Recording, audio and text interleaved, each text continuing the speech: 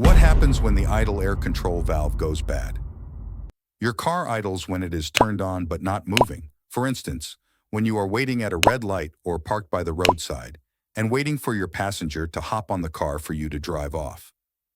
The idle air control valve regulates the airflow that keeps your car idling smoothly. A healthy idle should be smooth and steady, ranging around 600 to 1,000 RPMs on the tachometer, which is a needle thingy that shows engine speed. But if your car idles erratically, is rough, stalls a lot, or acts funky, then the idle air control valve, or IAC valve for short, might be damaged. So, what does the IAC valve do? The IAC valve acts like a tiny adjustable air vent, letting in just the right amount of air when your foot is off from the gas pedal. This keeps the engine idling smoothly at the right speed. If you are not familiar with what idling is, well, idling refers to when the engine is running, but the car itself isn't moving. So what happens when the idle air control valve goes bad? Well, here are the signs of a bad IAC valve, or an idle air control valve. 1. Rough idling. The engine shakes and vibrates when idling, feeling like a bumpy ride even when you're parked. 2. Stalling. The engine suddenly dies when you come to a stop or slow down. This can be dangerous and annoying. 3. Fluctuating. Idle. The RPMs jump up and down erratically even when the car is idling in park. It's like the engine can't decide what speed it wants to be at. 4. Trouble starting. A bad IAC valve can make it harder to start your car, especially when cold. 5. Poor acceleration. In some cases, a faulty IAC valve can also affect your car's acceleration performance. You may notice hesitation or sluggishness when accelerating from a stop or at low speeds. 6. Check engine light. If the IAC valve is malfunctioning, it can trigger the check engine light to come on. This is because the engine control module, ECM, may have detected an abnormal idle speed triggering a check engine light.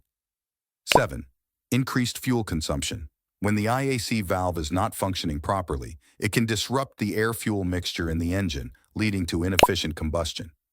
This can result in increased fuel consumption and reduced fuel economy. 8. Engine surging. Also, a faulty IAC valve may cause the engine to surge or rev up and down unexpectedly, even when the throttle is held steady. This can happen when the valve is stuck in an open or closed position, causing the engine to receive too much or too little air. Why does the IAC valve go bad? Over time, dirt and grime can build up inside the valve, kind of like dust clogging a vent in your house. This can prevent the valve from opening and closing properly, messing up the airflow and causing those idling problems. Fixing a bad IAC valve. There are two main options. 1. Cleaning. Sometimes a simple cleaning with a special spray can remove the gunk and get the valve working again. This is a cheaper option, but it might not be a permanent fix. You may have to watch this video on how to clean the IAC valve. 2. Replacement. If cleaning doesn't work, or the valve is damaged, you might need to replace it with a new one. This is a more expensive option, but it will ensure a long-term solution. Should you fix the IAC valve yourself? Cleaning the IAC valve can be a DIY project for those who are comfortable working on their car. However, replacing it might involve more complex steps left for you to decide which option suits you best. You can watch this video here on the step-by-step guide on how to replace, clean, and fix the IAC valve. I will also leave the link to the video in the description box below. So there you have it, guys.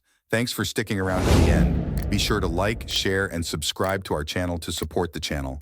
I'll see you in our next video. Bye.